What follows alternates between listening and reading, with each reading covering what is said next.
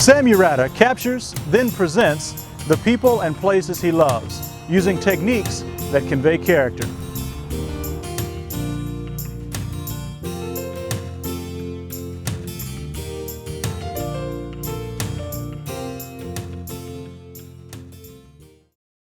There's almost a hum inside that drowns out all the exterior noises and all the exterior sensory things that would distract from you doing your photography. And it's there, and when it is, you know it. And when I photograph down the quarter and I'm waiting for that expression, or when I'm waiting for a certain portion of their body to come out of the shadow, or a certain portion of the shadow to come into play, and I'm pre-visualizing in my mind what I want it to look like. And when it's there, and I just feel it. I don't know it in my brain, but I know it in my spirit. When I catch the horn player and he's not only playing his horn, sometimes I want to capture him when he's into himself and when he's hearing his own inner spirit hum and speak to him. And there's sometimes when I want to capture him when he looks me in the eye.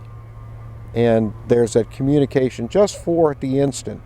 And we're meeting not artist to artist, not musician to photographer, not tourist to local, when we're meeting person to person, when my spirit touches his spirit. That's what I really hope to capture as a photographer.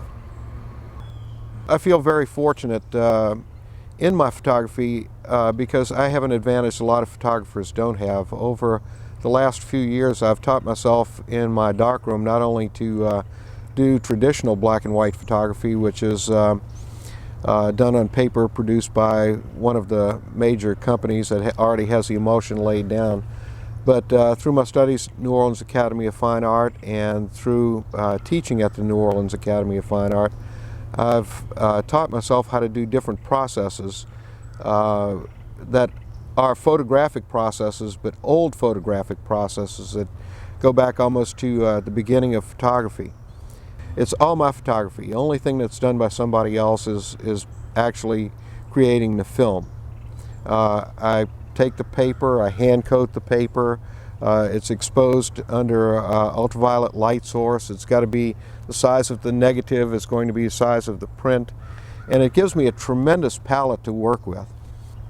Photographing down the French Quarter for me always has had an atmosphere, and that atmosphere tends toward the warmer earth tones.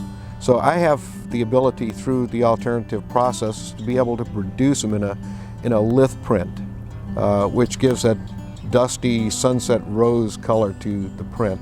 I also have the ability to produce it in a calotype, which is one of the hand-coated processes, which gives it a warm brown reddish tone. Or I have the ability to give it a warm gray tone using palladium printing, which is the most archival of all prints. As long as the paper is there, a photograph is going to be there, it's not going to fade, it's not going to change.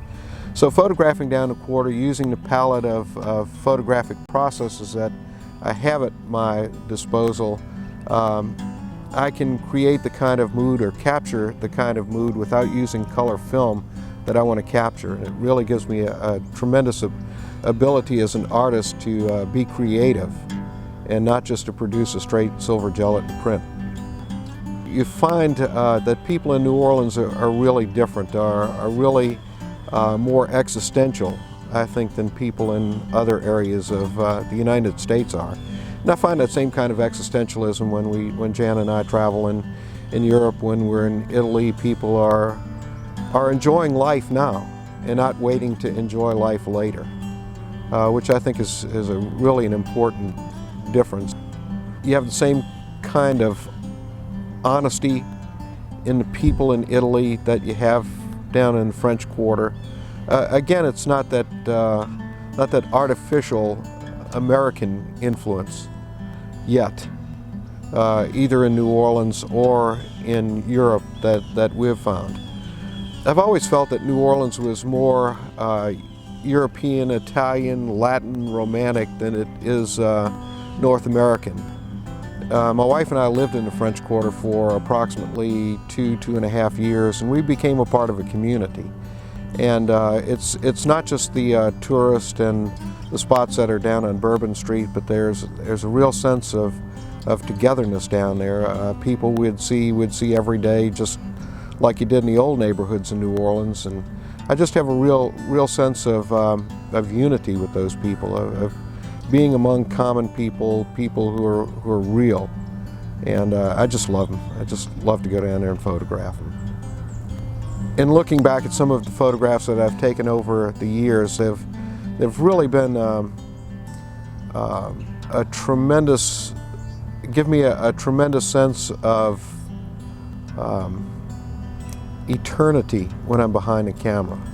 When I look at some of the photographs that were taken over the last 150 years of my family, in some of our family photographs that I've taken of my children, photographs that I've taken of other children, it really gives me a sense of continuity, of seeing my children as they were the age my grandchildren are right now, and knowing that the photographs that I take of my grandchildren right now are going to give them that sense of continuity and being part of a family and being part of the family of mankind.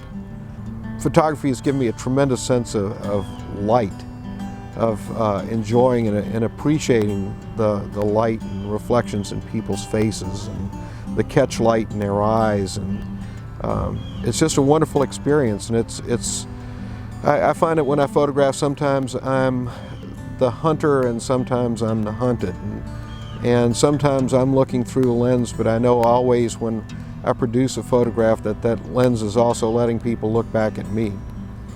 And that my photography says as much about me as a photographer. It tells a story about me as a photographer, what I choose to photograph.